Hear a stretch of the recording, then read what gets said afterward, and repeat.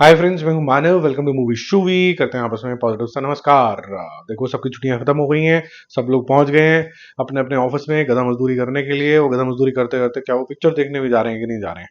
और ये जो बैक टू बैक दो सुपर हिट पिक्चरें निकल के आई हैं, धुरंधर और बॉर्डर टू, से क्या स्पिरिट्स आई हैं। और बॉर्डर टू जो है कहाँ तक जाएगी, जैसे कि मैं हर रोज ही आपको अब कवर करके बता रहा हूँ कि गदर टू फॉर एग्जाम्पल, धुरंधर खुद का, और पुष्पा टू का, जवान का, स्त्री टू का, डे 6, डे 5, डे 4 क्या होगा, तो वो सब भी यहाँ पर हम कवर करने वाले हैं। पहले धुरंधर तो रुक नहीं रहा है, डे 54 है, आज ही 50 लाख रुपए का बिजनेस करके वो 891.5 करोड़ पे पहुंच गया है। और जो उसका वर्ल्ड वाइड टोटल है आज हो गया 1351। बहुत ही इंप्रेसिव नंबर हो गया। साथ साथ में 98.2 ये इसका ओवरसीज का कलेक्शन है, विच मीन्स 1.8 करोड़ रुपीज ये शॉर्ट है ओवरसीज के कलेक्शन से। बहुत ही मिनिस्कुअल इधर उधर के डिजिट्स आ रहे हैं, बट ये देख के अच्छा लगा कि 198.2 करोड़ पे ये मामला पहुंच गया है। तो ऐसा हो सकता है कि ये one of the rare movies होगी जो 300 वाले क्लब में आएगी। तो 300 वाली 3-4 पिक्चरें हैं, लेकिन ये जो पिक्चर है ये सिग्निफिकेंट तरीके के लोगों को सबको पसंद आई, हिंदी लैंग्वेज के अंदर रही लार्जली। तो ऐसा भी नहीं है कि आप बोलोगे साउथ इंडियंस जो बहुत सारे बाहर हैं उनको ज्यादा पसंद आई। तो ये जनरली लार्जर ऑडियंस को अपील कर रही है।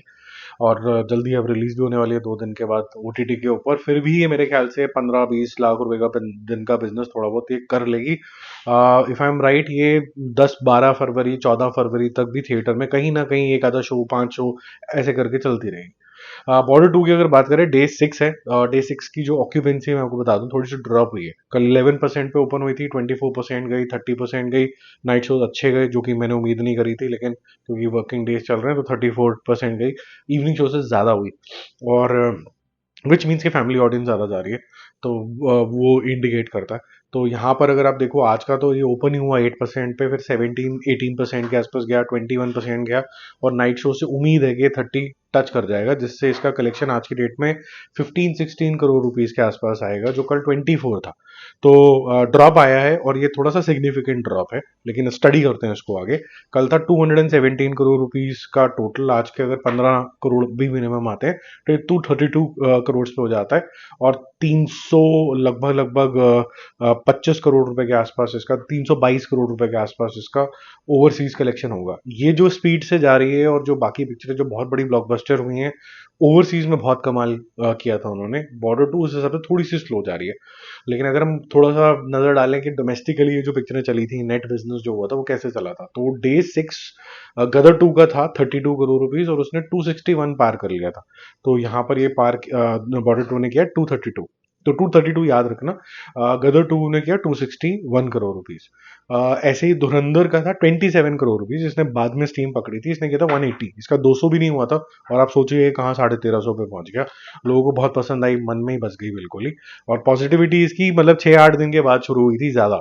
पुष्पा टू ने किया था 36 करोड़ रुपए सीधा, और ये 36 करोड़ में सिर्फ हिंदी लैंग्वेज के बता रहा हूँ। और 368 करोड़ रुपीज इसका नेट कलेक्शन सिर्फ हिंदी लैंग्वेज में हो गया था। तो काफी ज्यादा जबरदस्त तरीके से लोगों का रिसेप्शन मिला इसको। जवान ने किया था 24 करोड़ रुपीज, और 305 करोड़ रुपीज इसने कर लिए थे, 300 करोड़ क्रॉस कर लिया था। स्त्री टू ने किया था 26 करोड़ रुपीज, और 250 करोड़ क्रॉस किया था, 256। तो अभी के हिसाब से अगर देखा जाए तो ये गदर टू के जोन में है फिलहाल के लिए, अगर देखा जाए तो। धुरंधर के केस के अंदर जो उसको एक्सेप्टेंस लेवल मिला था वो साउथ से भी काफी ज्यादा जबरदस्त चला था। तो साउथ के अंदर भी 300 करोड़ आ गए। तो मैं यही मानता हूँ कि बॉर्डर टू अभी इतनी ज्यादा नीचे पॉपुलर नहीं हुई है, और ओवरसीज के अंदर इतनी ज्यादा इसको रिसेप्शन नहीं मिल रही जिस तरीके से धुरंधर को मिलना शुरू हुआ था। हालांकि धुरंधर और बॉर्डर टू दोनों ही जो कंट्रीज हैं, कुछ कंट्रीज हैं वो वहां पर नहीं है, यूएई वगैरह में नहीं रिलीज हुई है। तो उस केस के अंदर भी देखा जाए तो दोनों की बराबरी है, लेकिन ज्यादा जो पसंद आई है वो मेरे ख्याल से धुरंधर पसंद आई है ओवरसीज के अंदर। बॉर्डर टू यहाँ पर मन में बड़ी बसी है। बहुत से लोगों ने बोला कि कंपैरिजन भी मत करो, क्योंकि बॉर्डर टू के अंदर इमोशन बहुत ज्यादा सॉलिड है, और एंड रिजल्ट तो सिंपल सा है कि भाई साहब ये जो सोल्जर्स की ज़िंदगी होती है, जिस जज़्बात से वो फ़ील्ड के अंदर उतरते हैं, जिस जज़्बात से उनके माँ-बाप उनको विदा करते हैं और फिर भी जब वो शहीद भी हो जाते हैं, तो मन से फिर भी जय हिंद ही निकलता है। ऐसा नहीं है कि वो ये कोसते रहते हैं किसी चीज़ को कि मेरा बेटा क्यों फ़ील्ड के अंदर चला गया है, मेरी बेटी फ़ील्ड के अंदर क्यों चली गई। तो ऐसा नहीं है।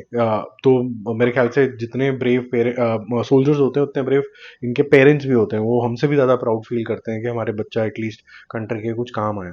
तो बहुत अच्छा मैसेज भी जाता है इसके अंदर, और 2-4 बच्चे 10 बच्चे भी निकल के आगे जिन्होंने बोला हमें आर्म फोर्सेस ज्वाइन करना है, एयर फोर्स ज्वाइन करना है, या फिर मुझे नेवी ज्वाइन करनी है अपनी, तो निकल पड़ी। या फिर धुरंधर देख के कोई को स्पाई बनना है, कुछ भी बनना है, तो इंडिया की सेवा कैसे हो सकती है। यही मेरे ख्याल से ट्रू मीनिंग होता है जय हिंद का। जय हिंद का मतलब होता है कि मेरा जो हिंद है, हिंदुस्तान है, वो हमेशा उसकी जय का जय जयकार होगा। लड़ते मरते रहेंगे, इनोवेशन नहीं करेंगे, एजुकेशन नहीं करेंगे, रिलीजन पे लड़ते रहेंगे, छुआछूत और ये सब चीज़ों पे लड़ते रहेंगे, कास्टिज्म में लड़ते रहेंगे, तो फिर महान नहीं हो सकता है देश। तो उसके बारे में जो नई पीढ़ी है एटलीस्ट उसको तो सोचना चाहिए, क्योंकि इससे पहले वाली पीढ़ी जो भी बोलिए, जज्बात पूरे थे लेकिन लड़े भी खूब हैं यार इस टॉपिक को लेकर। आज तक लड़ रहे हैं, और पॉलिटिक्स का तो मैं क्या ही बताऊं, सर फाड़ ही नहीं है एक दूसरे का। जल्दी मिलते हैं रिव्यूज और अपडेट के साथ। जय हिंद।